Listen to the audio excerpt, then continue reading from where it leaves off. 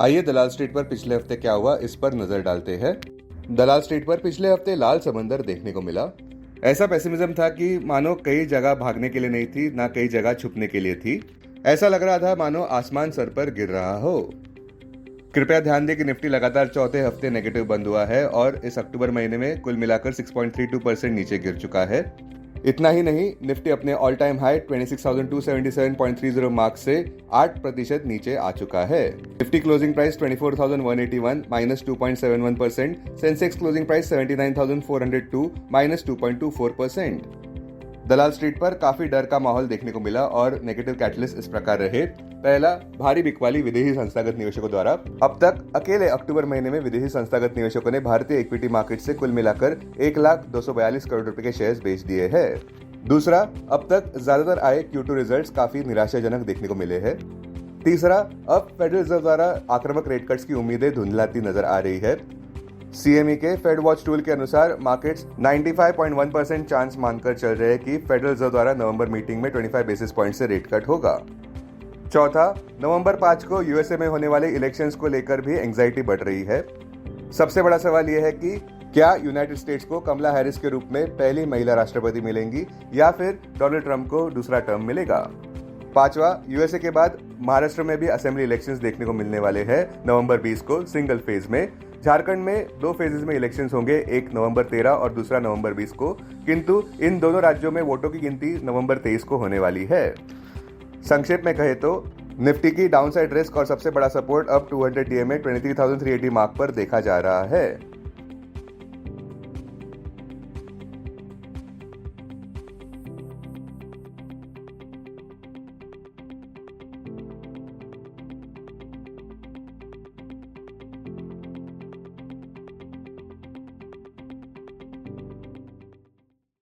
अब आइए देखते हैं कि पिछले हफ्ते इंडाइसेस का परफॉर्मेंस कैसा रहा। निफ्टी 2.71% नीचे गिरा, जहां पे कॉशन देखने को मिला पूरे हफ्ते के लिए। साथ साथ नेगेटिव बात यह भी है कि मार्च 2020 के बाद शायद अक्टूबर 2024 निफ्टी का सबसे खराब महीना हो सकता है। बैंक निफ्टी भी पिछले हफ्ते एक भारी पत्थर की तरह नीचे गिरा 2.51% से। निफ्टी प्राइवेट बैंक इंडेक्स 3.15% नीचे था, जबकि निफ्टी PSU बैंक इंडेक्स ज्यादा नीचे गिरा 5.81% से। ब्रॉडर मार्केट्स की बात करें तो निफ्टी मिड कैप 100 इंडेक्स 6.32% नीचे गिरा, जबकि निफ्टी स्मॉल कैप इंडेक्स 6.45% नीचे गिरा। बुलिश सेक्टर्स में निफ्टी IT इंडेक्स ही केवल निफ्टी को आउट परफॉर्म कर गया, किंतु उसमें भी लॉसेस थे 0.16% से।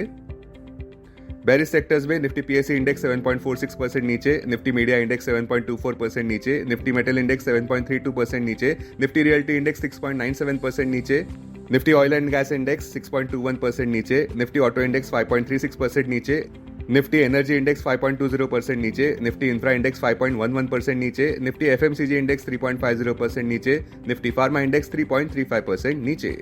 स्टॉक स्पेसिफिक खबरों में हिंदुस्तान यूनिलीवर के शेयर प्राइस में 7% की गिरावट नजर आई। कंपनी ने 4% डिक्लाइन दर्ज किया स्टैंडअलोन नेट प्रॉफिट में सितंबर क्वार्टर के लिए ₹2,612 करोड़ पर। यही आंकड़ा पिछले साल इसी क्वार्टर में ₹2,717 करोड़ पर देखने को मिला था। स्लगिश अर्बन कंजम्पशन एक्टिविटी इसका मुख्य कारण दिया जा रहा है। दूसरा, कोलगेट के शेयर प्राइसेस में भी 9% की गिरावट नजर आई, बावजूद इस बात के कि नेट प्रॉफिट में बढ़त देखने को मिली 16.2% से ₹395 करोड़ पर Q2 FY25 के लिए। रेवेन्यू भी 10% ऊपर बढ़ा ₹1,619 करोड़ पर।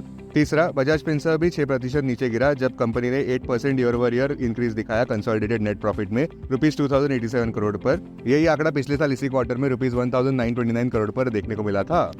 चौथा, कैनफिन होम्स के शेयर प्राइस में भी कंसोलिडेशन देखने को मिला 1.21% नीचे। कंपनी ने मजबूत Q2 अर्निंग्स का प्रदर्शन किया है। पांचवा, गोदरेज प्रॉपर्टीज के स्टॉक प्राइस में 6.5% की गिरावट नजर आई। कंपनी का Q2 प्रॉफिट आफ्टर टैक्स 5 गुना बढ़ा ₹335.21 करोड़ पर। यही आंकड़ा पिछले साल इसी क्वार्टर में ₹66.80 करोड़ पर देखने को मिला था।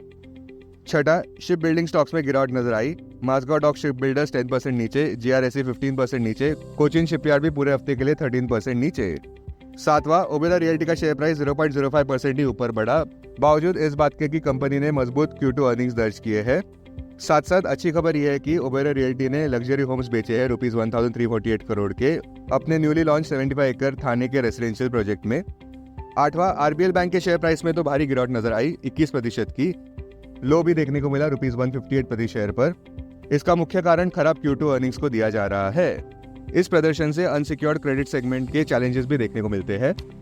नौवा, हंडे का IPO muted stock market debut कर पाया, जहां पे ₹1844 प्रति शेयर पर क्लोजिंग देखने को मिला। पिछले हफ्ते के निफ्टी 50 के गेनर्स इस प्रकार रहे: एचडीएफसी बैंक 3.66% ऊपर, टेक महिंद्रा 1.69% ऊपर, बजाज ऑटो 1.41% ऊपर, बजाज फाइनेंस 0.15% ऊपर।